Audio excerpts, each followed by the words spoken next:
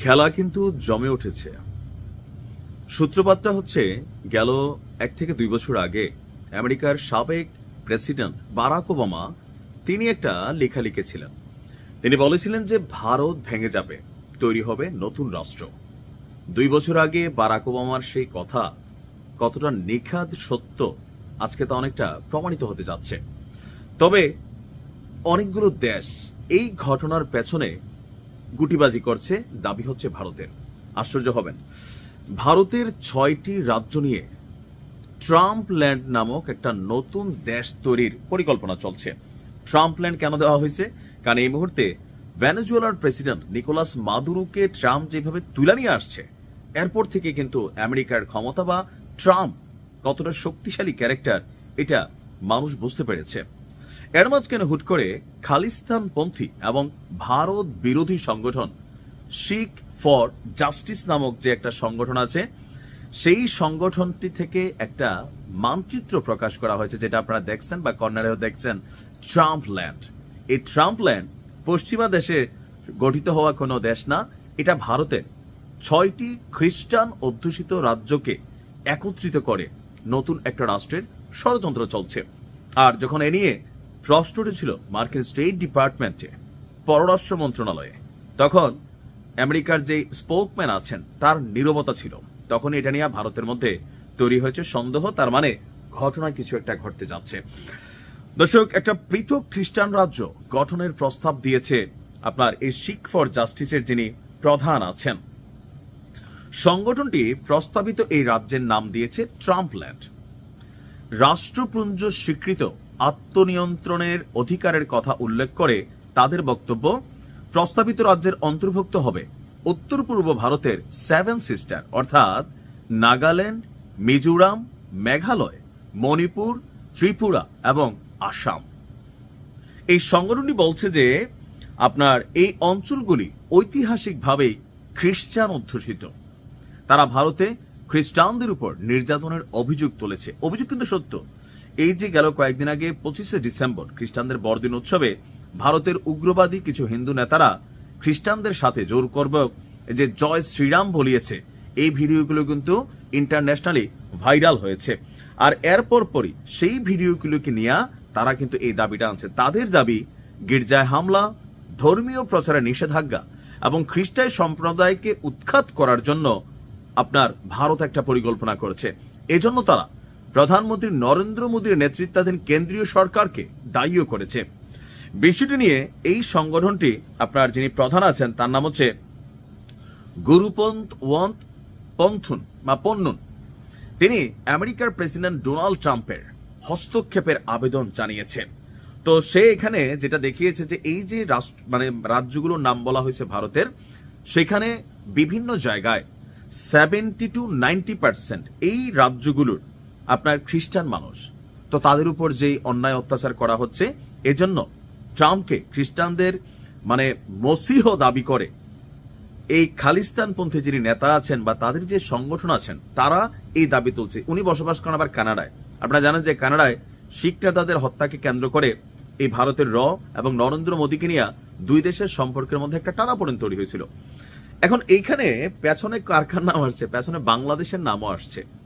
যে বাংলাদেশের বর্তমান সরকার পাকিস্তানের সাথে যেভাবে আপনার এখানে একটা মিলামিশা ভালোবাসা তৈরি হয়েছে, অথবা যে করিডোর চাইছিল, আপনাদের খেয়াল থাকার কথা যে চট্টগ্রামে একটা করিডোর চাইছে রোহিঙ্গাদের জন্য, ডক্টর ইউনূস একটা সিদ্ধান্ত নিতে যাচ্ছিল, কিন্তু বাংলাদেশের জনগণ এটার প্রতিবাদ করছে। তো এই করিডোর নিয়েও ভারত বলছে যে রোহিঙ্গাদের মধ্যে একটা গোষ্ঠীকে এই মুহূর্তে আশ্রয় প্রশ্রয় দেওয়া হচ্ছে, আর পেছন থেকে এই যে ভারতের অঙ্গরাজ্যগুলা বা 7 সিস্টার্স, সেখানে বিদ্রোহ তৈরি করা হবে, পেছন থেকে মদত দেওয়া হবে, টাকা, অর্থ, আর এই জন্য রুট হচ্ছে বাংলাদেশ। ডক্টর ইউনূসের পাকিস্তান সম্প্রীতি যেই বিষয়গুলো সামনে আসছে, প্লাস এই রোহিঙ্গা ইস্যুতে যে মানবিক করিডোরের কথা বলছে, ভারত ভাবছে এখান থেকে ঢুইকা ভারতীয় অঙ্গরাজ্যগুলোতে মেশিনারিজ যাবে, সাপ্লাই যাবে, সেখান থেকে রাজ্যগুলোতে বিদ্রোহ হবে। আর যদি সবগুলো রাজ্য একবারে বিদ্রোহ করে, নরেন্দ্র মোদী বা ভারতের সেনাবাহিনী সেখানে গণহত্যা চালানো ছাড়া এটাকে থামাইতে পারবে না, আর এটা হতেও দিবে না আমেরিকা। তো ট্রাম্পের কাছে যখন এই প্রস্তাব গেছে, ট্রাম্প আবার মুচকে হাসছেন। থাকে না নিজের খুব মসিহ বা ওয়ান কাইন্ড অফ এই মুহূর্তে গড, হ্যাঁ, এরকম টাইপের ফিলিংস কিন্তু ট্রাম্পের মধ্যে আছে। আর নামটা কি কারণে ট্রাম্প ল্যান্ড দেওয়া হবে, যেন ট্রাম্প একটু প্যাম্পারিং ফিল করেন এবং মনে করেন যে না দরকার। তবে ভারতের সাথে এই মুহূর্তে মার্কিন যুক্তরাষ্ট্রের যে সম্পর্কের তলানি প্লাস দীর্ঘদিনের একটা পরিকল্পনা ভারতকে কিন্তু ভেঙে দেওয়ার সম্ভাবনা আসলে আমার কাছে মনে হচ্ছে যে হতে পারে। ওই যে ভিডিওর প্রথমে বলছিলাম যে বারাক ওবামা বলছিল ভারত ভেঙে যাবে ধর্মভিত্তিক ইস্যুতে, তবে আমরা মনে করছিলাম যে কাশ্মীরকে তিনি বুঝাইছেন, মুসলিমদের কথা বুঝাইছেন, কিন্তু এখন বোঝা গেছে যে মুসলিমদের জন্য সারা পৃথিবী কথা বলবে না। যখন এখানে গত 25শে ডিসেম্বর ঘটনাগুলো হয়েছে আর নরেন্দ্র মোদীর দলের লোকেরা এগুলা করছে, সো এটাকেই একটা ফ্যাক্ট হিসাবে তৈরি করে আন্তর্জাতিক বিশ্বে মিডিয়াতে এই মানচিত্র প্রকাশ করে দিয়েছে আপনার খালিস্তানপন্থী নেতা পন্নুন। এবং ইতিমধ্যে ভারতের দাবি যে আমাদের যে রোহিঙ্গারা আছে এদের মধ্যে একটা টিম আছে যারা এই বিভিন্ন সীমান্ত দিয়ে ভারতে প্রবেশের চেষ্টা করছে, আর এই রোহিঙ্গাদের মাধ্যমেই ভারতের যে বিচ্ছিন্নতাবাদী গোষ্ঠীগুলো আছে যারা বিভিন্ন সময় নানান ঘটনা ঘটায় ভারতে, তাদেরকে মদত দেওয়া হবে। আর এই মদতে ভারতের রেড লিস্টে বাংলাদেশের তালিকাও আছে। আর ভারত মনে করছে এই টোটাল পরিকল্পনার পিছনে মার্কিন যুক্তরাষ্ট্রের সাথে কাজ করছে পাকিস্তান। আর মার্কিন যুক্তরাষ্ট্র এবং পাকিস্তানের জন্য দরকার হচ্ছে বাংলাদেশ এটাকে মিডল পন্থী একটা অবস্থান হিসাবে তৈরি করে এখান থেকেই সেই অঙ্গরাজ্যগুলোতে, কারণ সেভেন সিস্টার্সকে আলাদা করে ফেলার কথা মাহফুজ বলছে, একটা মানচিত্র প্রকাশ করেছিল, খেয়াল আছে তো, হাসনাত আব্দুল্লাহ বলছে, সরকারের পক্ষ থেকে সেভেন সিস্টার্সকে বারবার বক্তব্যে আনা হয়েছে। এরপরে কিন্তু আপনি দেখেন শিলিগুড়ি যে করিডোর আছে সেখানে ভারত তাদের একটা বিশাল স্পেশাল ফোর্স, সেনাবাহিনী, সীমান্ত রক্ষীর একটা হুলস্থুল আয়োজন করছে। তো বোঝা যাচ্ছে যে এভাবে আস্তে আস্তে অনেক কিছু হয়তো হচ্ছে।